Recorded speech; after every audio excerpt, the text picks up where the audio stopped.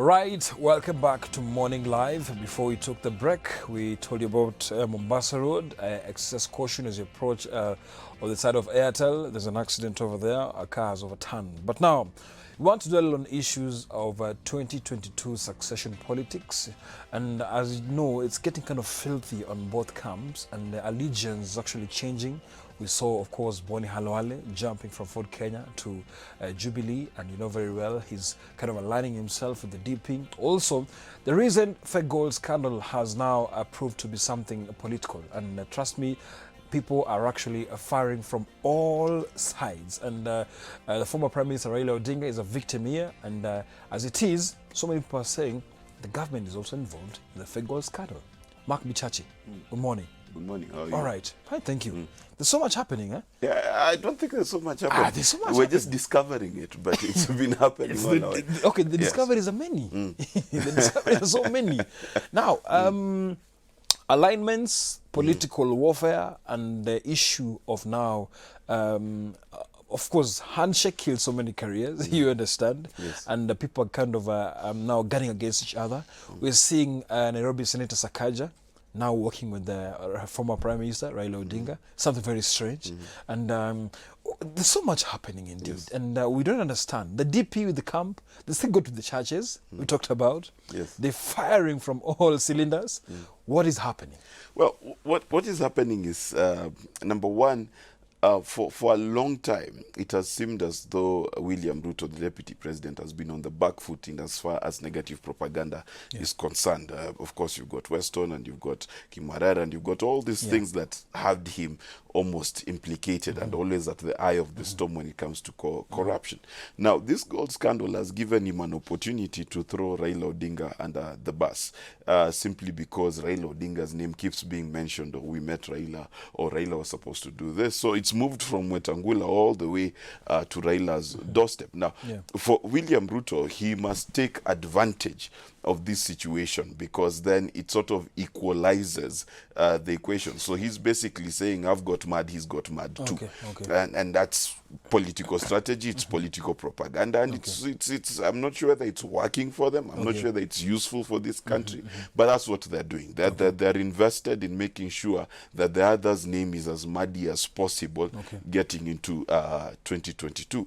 Now, what is funny is Raila Odinga has not declared whether he's running or not. The only person actually who's declared they're running for office is William Ruto.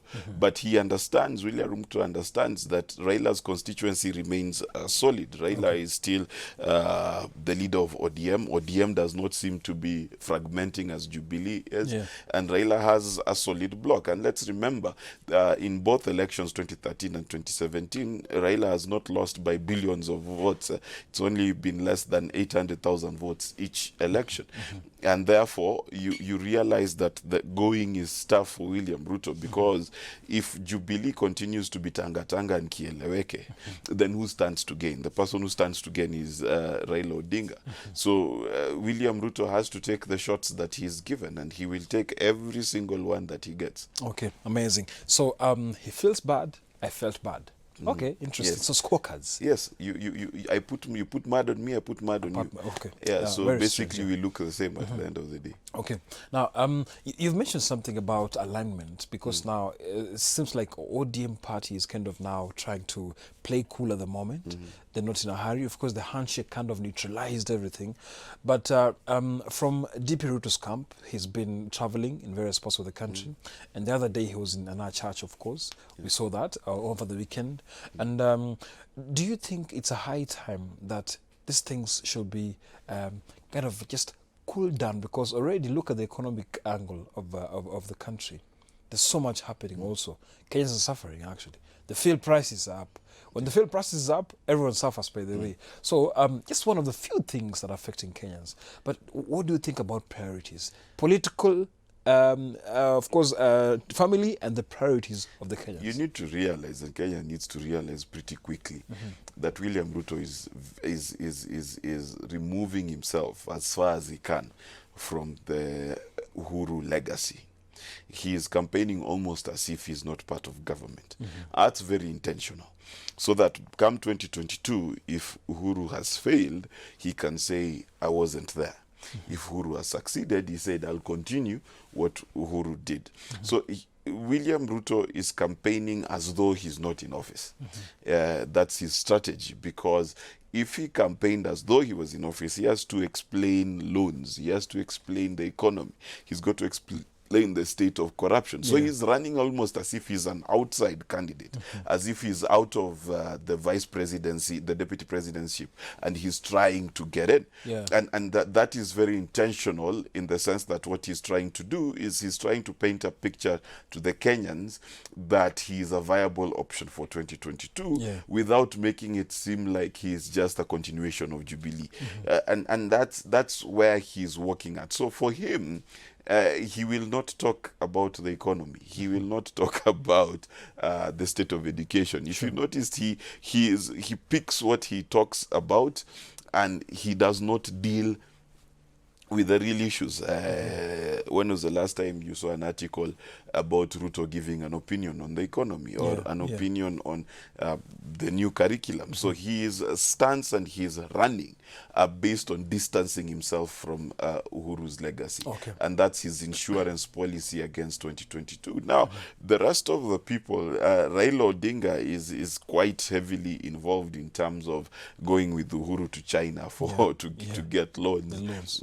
And so he's invested in the handshake. So right now it seems like Raila Odinga is more government than the deputy president. Absolutely. Because of how the narrative is playing out. Now, for Raila Odinga, what he's trying to hope to gain is he's trying to hope to gain the people who've always had Raila phobia, the people who've always thought that our community is disadvantaged when Raila comes to power and things like that. So Raila and ODM are trying to play the peaceful card, the amicable card, so that now they're able to attract the people that they've never been able to attract, because ODM's gamble is that their constituencies remain quite the same. They think they have the same grip in Western as they did. They think they have the same grip in Coast, same grip in Nairobi. So they're hoping that by being amicable, then they are able to pull in those guys who've traditionally been against them. Okay, interesting.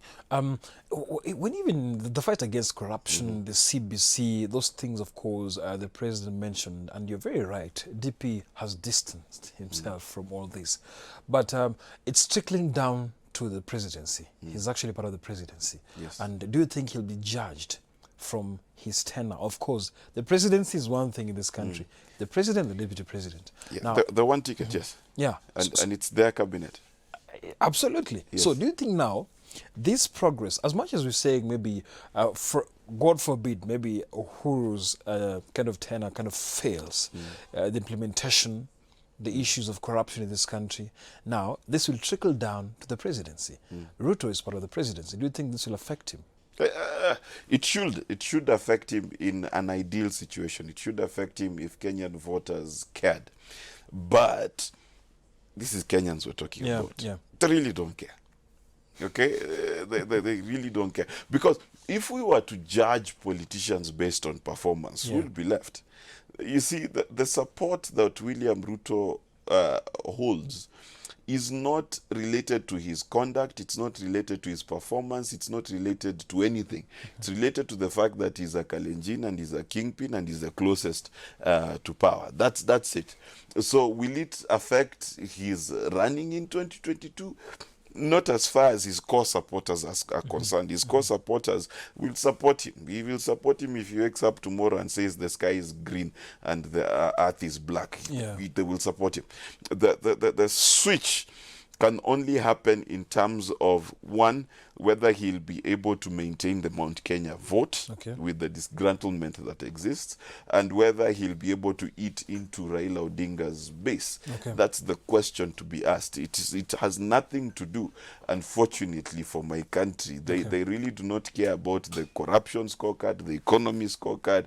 Any of those scorecards really don't matter, because if you look at how the conversation is shaped around his candidature, you realize that he is running on a number of platforms. Number one, he was promised. So there's the sense of coronation that he belongs there. Number two, he's running the religious scorecard, which means I give you money and then you guys support me. Number three, he is using sitting parliamentarians and sitting leaders and ex-leaders to push his agenda. Number four, he's saying the hustler versus dynasty conversation. And if you look at all those things, he's not talking about the economy, he's not talking about the fight against corruption, he's not fighting tribalism, he's not doing any of those things. It's simply his stand. That's his narrative.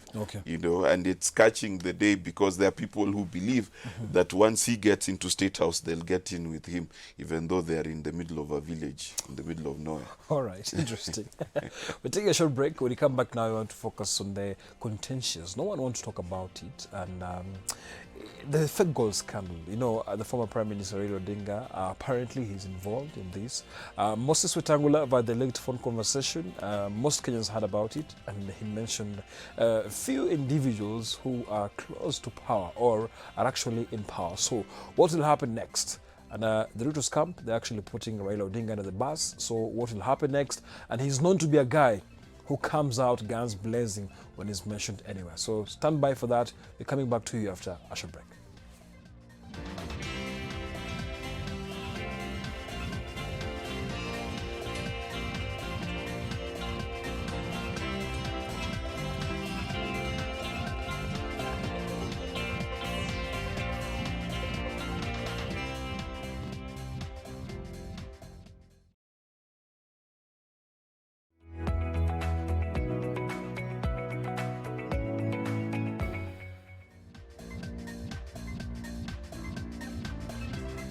All right, welcome back to Morning Live. As I told you earlier, we want now to dwell on the fake gold scandal. We weren't mentioning names, but as it is, power is actually involved in this country. We didn't know, maybe we thought it's all about businessmen, and women, and trust me, key politicians in this country are involved.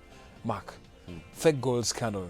We're seeing so many conflicting reports, so many, and we don't understand what's happening. Now, without mentioning names, of course, what's your opinion on the whole scandal? Well, there are many angles. First, let's understand that Congo and Kenya have had gold conversations for many years. Remember when the ex-president Kabila did fly into Kenya to have conversations with Mwai Kibaki concerning some consignment of missing gold, and that was quite publicized. So if you want to go back, it starts from Kibaki's time. But why is this interesting? The nations of Kenya, Rwanda, and Uganda have been known to be ports of exit for gold from the eastern side of Congo, not just gold, plus lumber, plus a lot of things. Now, there are arguments as to whether this is legitimate or not, because this is an area in conflict. So are we harvesting the resources of a people when they are at their weakest and then selling it on? That's number one. So there is that side, which is pseudo-legal ways of getting gold out of the Congo, simply because the people in hardship are willing to sell the gold at lower than market rates. If you go to Ghana, for example, and you want to buy gold, if the price is $4,200 you will get it at $4,190 So there's very little to play with. But if someone is willing to sell you in Congo at 3,700, 3,500, then the margins begin to make sense. Now, the reason why politicians are being mentioned left, right, and center is for two reasons. Reason number one, that's what you use to gain confidence. It's a confidence con. So basically, you want to trick someone, and they're not business people, they're conmen. So these conmen want to trick people into thinking you can buy gold from them. So let's assume you're my friend and you want to pretend I've given you permission to sell my car. So what will you do? You take pictures with me, you take pictures and say, this is my pal, he's selling his car, just give me $500,000, give me whatever, and you can get his car, you know. And that's how the con is. So there are the people who are using the names of key politicians in this country to access resources in a bid to con people, right? Then there are politicians in this country who are friends with these con people who perpetuate the con. Yeah. And that's where it gets muddy. Because we can't tell which politician is helping the con or which politician was being used. Okay, we can't quite tell, because the problem of a game of lies is soon enough everyone is a liar. So this is a case of where the mud has fallen on everyone who's mentioned, implicated, and things like that, simply because that is what how the con works. And you see, the problem is, since there is no paper trail, you know, there's no paper trail. If I tell you I know you, or I know someone, there is no, you see, and that's why the Dubai government, through its ambassador, has quickly said that they have no interests, because it's an embarrassing thing. How did you get conned by some guy who's hardly finished university off of billions of dollars, you know? So it's an embarrassing thing, and that tells you, and then there's a flip side, that this gold, the way it was being procured, is in contravention of Kenyan law itself. So you find that there's layers to this, and there are people who are being implicated simply because they hold office, and how these con people work is to use their names to get there. It's sort of like what happened with the industrialists who was told that so and so has called you, give him 10 million, and he gave out 10 million because his name was mentioned. And it's the same. Now, the worrying part is that there are some politicians who are actually in bed with these fake gold cartels, and now we can't tell the difference because the mud is being thrown whichever way. Looking at Raila Odinga, the former Prime Minister, traveling to Dubai, what does that mean? Now, you see, the thing is, Raila Odinga travels for many, many reasons. Some private, some public, some political, right? And it's not his first time in Dubai. Now, when he's a man of his stature, when he goes to Tanzania, when he goes anywhere, he will meet important people. That is the nature of what Raila Odinga does. So as such, you cannot then say that because he was in Dubai, he was doing something. And then also you cannot say because he met these people, then he's definitely guilty. Because if you've ever been out of this country, then you know that if a Kenyan minister passes on the road, you'll go say hi and take a picture, won't you? But right in your own country? Yes. So then you bring them back to Kenya. I've seen pictures of these guys with everybody, and I'm not holding brief for Raila Odinga, but I've seen pictures of these guys with the who's who in Kenyan society. So the onus is on Raila Odinga to come explain to us what exactly he was doing. And for me, what is sad is what then is enough. Because if the billionaires of this country are involved in fake gold, then the rest of us should do what? You understand? So that's where the worry is, that if wealth in this country is a function of corruption and dealing in fake things, then where is the space for legitimacy? Where is the space for legitimate business people to make a legitimate living? And that's the bigger, more worrying conversation. Wow, interesting. Now, as we're finalizing this conversation, Mark Bichachi, there's this confidence that Kenyans finally have in terms of just the government itself. But as much as you're talking about all these problems, youth unemployment, you've been talking this generic problems, chronic problems that Kenyans have. Do you think there's confidence right now in the government? Because there's a statement somewhere that actually said Kenyans are now kind of trusting the whole process. But in the back of all things, there's still many problems. I mentioned about fuel prices. They increased. No one talked about it. ERC is actually silent about it. Now, things are actually happening. Fare, matatu, it's up. The fuel prices, up. Everything is up. Cost of living, still shooting up. And they're saying there's confidence. Well, you see, the thing about countries in general, I'll give you the United States as an example. The NASDAQ is down. the trade war in China Yeah. is costing them a lot.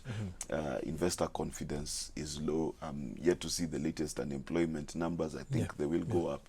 So is the United States okay? Someone will argue yes, Yeah, they're okay. because it's hiccups. So now Kenya needs to decide that how do we measure if we are okay? Now that's a key question. Yeah.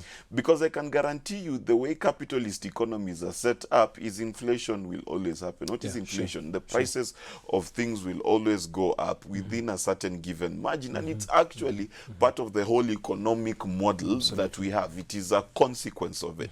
So the cost of living will go up. The question is by how much? Now, do we even know how much an increase per annum of the price of flour is acceptable? Yeah. Or the price of amandazi is acceptable? And the reason we do not know this is because we do not have a constant check against our plan, our midterm and long-term plans. I'll give you, for example, Vision 2030. How far into Vision 2030 are we? How much of it have we achieved? Yeah.